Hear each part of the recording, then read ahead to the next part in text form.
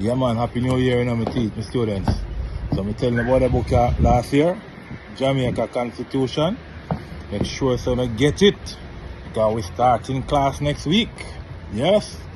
And next week we'll be going to chapter 3 of the Constitution of Jamaica, which is the Charter of Fundamental Rights and Freedoms. Right? So I want you all to make sure you have your book. Get your book. Who don't have it, go online and download it. Yes. Because when we start class next week, we're going to each of your rights. One right per week. Yeah man, I'm not gonna know them. Man. Uno must know the rights. Uno can't live in Jamaica and know the rights. That's what I'm telling you. Uno powerful enough people. Yeah man, no joke none of this. Uno forefathers, well not uno, the whole of our forefathers. Them fight years ago to give them rights sir. So we have to demand them. Alright?